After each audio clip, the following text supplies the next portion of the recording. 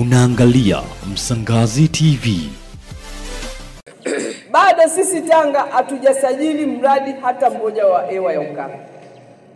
Wenzetu juzi Pwani wamesajili mradi. Na mimi nilisema nitawapima wakurugenzi kulingana na maeneo ambayo yana fursa ya uwekezaji wa hewa ya ukaa na wameshindwa kutumia hiyo fursa. Yaani huwezi ukaeleza chochote mtu akaelewa kwamba Tanga sisi mpaka sasa hatuna mradi hata mmoja wa hewa ya ukaa.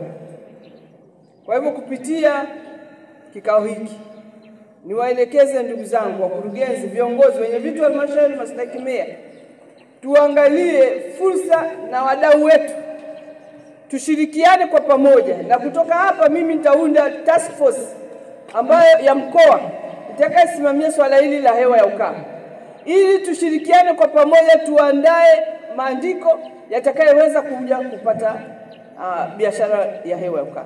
Na mkoa wetu utakuwa na maendeleo endelevu, lakini kikubwa pia tunashirikiana na kikundi kikubwa kabisa cha uhamakizi ambazo chini ya ufadhili wa wenzetu Tanga Uwasa wanahifadhi mazingira katika milima ya Amani, Muheza, na leo bwawa la Mabayani huwa halipungui maji yanakuwepo mwaka mzima. Yale ni matokeo ya uhifadhi wa mazingira. Pia tunatoa shukrani za dhati kabisa kwa jinsi uendelezaji wa upandaji miti unaoendelea mkoa wa Tanga na kanda kwa ujumla.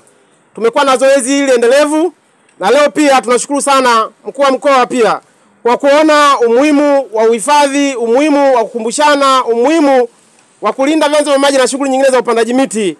Kwa hiyo tunaamini kabisa Mheshimiwa mkuu wa mkoa, hii fursa itakuwa ni nzuri sana kufikisha jamii na jamii mbalimbali zinazozunguka maeneo ya Tanga na mikoa mingine kuhakikisha kwamba uhifadhi unaendelea.